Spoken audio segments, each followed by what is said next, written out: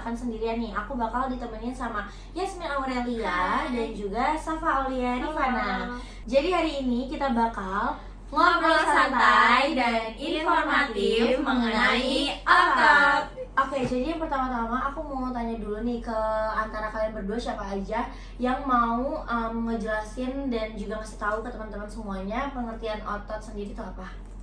Jadi, otot itu jaringan tubuh yang memiliki kemampuan untuk berkontraksi dan menghasilkan gerakan.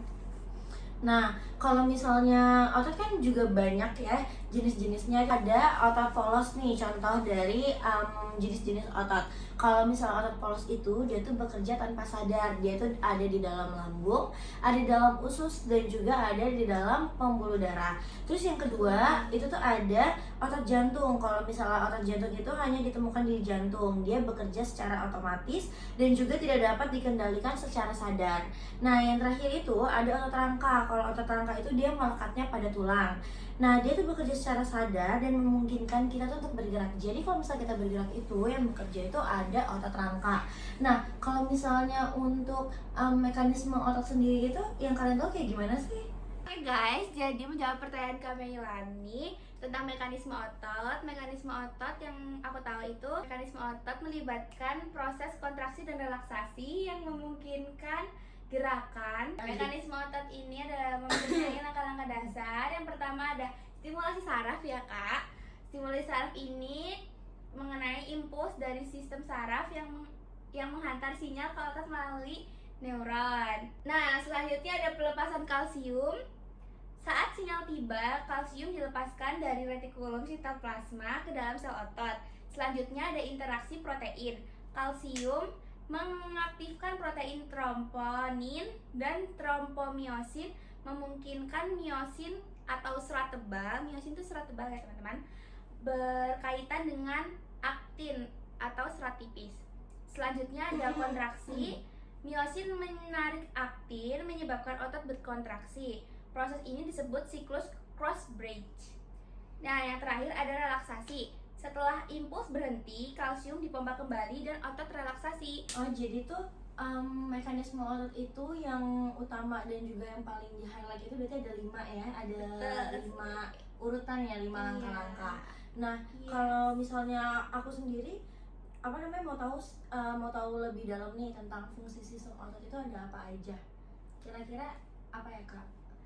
Jadi sistem otot itu memiliki beberapa fungsi yang penting dan mendukung aktivitas tubuh secara keseluruhan. Yang pertama itu ada gerakan. Sistem otot memungkinkan tubuh untuk bergerak. Otot rangka berkontraksi untuk menggerakkan tulang, memungkinkan kita berjalan, berlari, menulis, dan melakukan aktivitas sehari-hari. Dan yang kedua tuh ada sirkulasi darah. Otot jantung secara otomatis memompa darah ke seluruh tubuh, memastikan suplai oksigen dan nutrisi yang diperlukan oleh jaringan. Otot polos di dinding pembuluh darah juga membantu mengontrol aliran darah. Lalu yang ketiga itu ada pencernaan.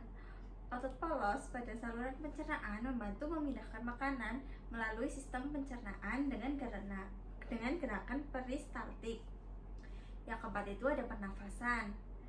Otot-otot seperti diafragma dan otot antar tulang rusuk membantu menggerakkan udara saat masuk dan keluar paru-paru saat bernapas.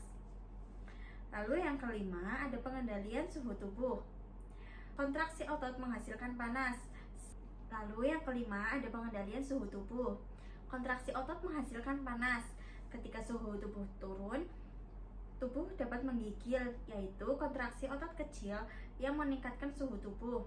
Dan yang terakhir, yang keenam itu ada perlindungan organ. Otot membantu melindungi organ-organ dalam tubuh dengan menambah lapisan pelindung, terutama otot perut yang melindungi organ vital di rongga perut. Sudah. Oke. Nah, jadi kayak gitu teman-teman, jenis, terus abis itu ada mekanisme, terus ada fungsi apa sendiri. Nah, kalau misalnya kita ngomongin tentang otot, pasti nggak jauh-jauh tentang olahraga. Aku pengen tahu kalian belakangan ini lagi sibuk olahraga apa? Ya mungkin aku sendiri akhir-akhir ini lagi sibuk olahraganya itu jogging dan gym ya teman-teman. Jadi bagus banget, pokoknya harus rutin olahraga, nggak boleh skip dalam seminggu itu nggak boleh skip, harus minimal 1 kali seminggu olahraga. Kalau Safa? Ya kalau aku juga biasanya jogging sih, kayak seminggu sekali hari Sabtu atau Minggu gitu. Iya emang paling kita tuh yang ringkes aja ya, kayak jogging, kayak jalan aja itu tuh udah bagus banget tuh untuk merawat otot kalian.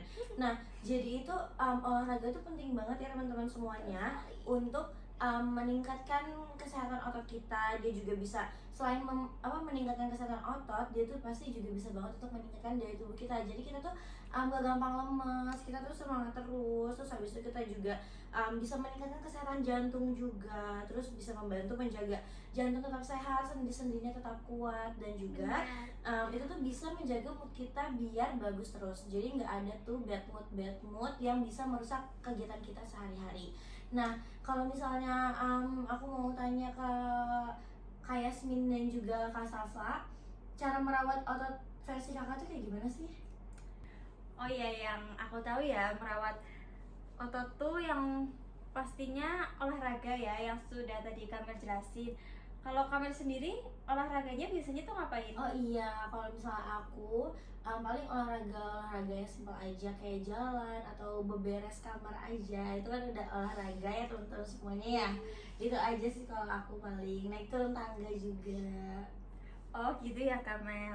Terus aku lanjutin ya, merawat otot itu ada konsumsi nutrisi yang seimbang tuh. Contohnya kayak makan makanan yang tinggi protein, vitamin D, dan kalsium. Kalsium itu penting untuk pertumbuhan dan perbaikan otot ya. Terus jangan lupa juga minum air putih yang cukup ya. Terus ada lagi peregangan sebelum dan sesudah olahraga. Itu penting banget ya agar terhindar dari cedera. Terus istirahat yang cukup juga. Tidur yang cukup tuh membantu proses pemulihan otot setelah aktivitas fisik. Terus ada hindari aktivitas yang berlebihan. Jangan terlalu memaksakan otot dengan beban atau intensitas latihan yang terlalu tinggi agar tidak cedera dan mengalami kelelahan otot. Udah, mungkin menurutku gitu aja sih ya cara merawat otot.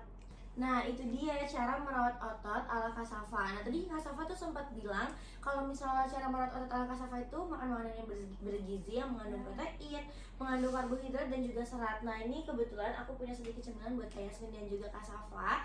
Ini di sini ada roti yang mengandung karbohidrat, serat dan juga protein. Silakan dinikmati. Terima kasih Kak Meli. Iya, nah jadi kita next lagi nih ke Kak Yasmin. Kak Yasmin tadi belum kasih penjelasan cara merawat otot ala Kak Yasmin sendiri, itu gimana? Cara merawat kesehatan otot sendiri yang saya tahu dan saya lakukan yaitu olahraga yang teratur minimal 1 minggu sekali, nggak boleh skip, dan jangan lupa minum air yang cukup supaya tidak dehidrasi. Terus habis itu mengonsumsi makanan yang tinggi protein, karbohidrat, serat, dan tidur yang cukup, istirahat yang cukup. Udah gitu aja.